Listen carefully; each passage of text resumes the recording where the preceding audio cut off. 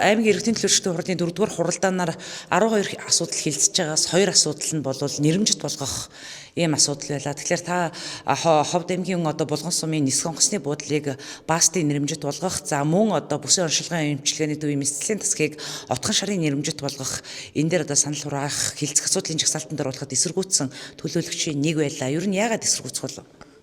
За энэ төрийн бүх албан газрыг хүний нэрэмжит ингэж болгох нь бас хууль ёсонд байгаа үгүй юу? Ингээд бүх төрлийн албан байгууллага, цэцэрлэг, сургууль бүгд хүний нэртэй болох юм уу? Энэ чинь төрийн албан байгууллага.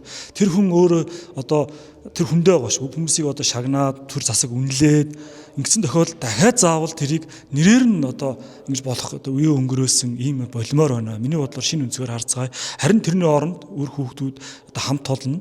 Тэр хүний нэрж кабинет байгуулах, гадна тогтчлолт хийх, за дээж эсээ уралдаан, тэмцээн ямар хэлбэр байна. Ошоо олон арга биш. Ингэж алдаршуулвал илүү бодит цаг үе болсон байх болов уу гэж би харж байгаа. Бүх төрийн албан газрын нэртэйгээр нь бүгдэн дээр хүний нэр хүчилтэй. Дорж баатна. Тэгэхээр энийг хэлүүлээ болцгоё.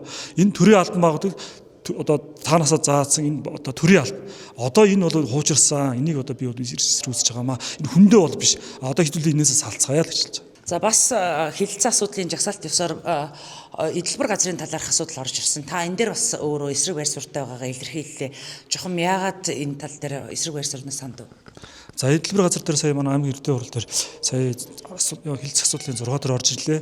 Эндээс бол хамгийн гол эсэргүүцэж байгаа нь тухайн төсөд оршин сууж байгаа баг тариаланч малчтаас багийн эрдийн нийтийн хурлаас саналын сонсоогүйгээр шууд аймгийн иргэдийн хурал зураглалаа хийгээд энийг шууд батлаа явж байгаа бол би бол тэр багаас сумаас гарсан төлөөлөгчид эсэргүүцэж байгаа.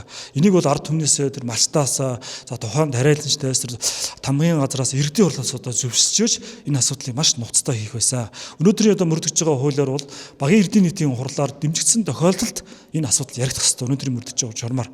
Энэ журмаа бол хит даваа дараагийн төсөөллөөр ингэж хийж байгаа нь би бол эсэргүүцсэн. Энэ дөр бол эрс эсэргүүцэж байгаа.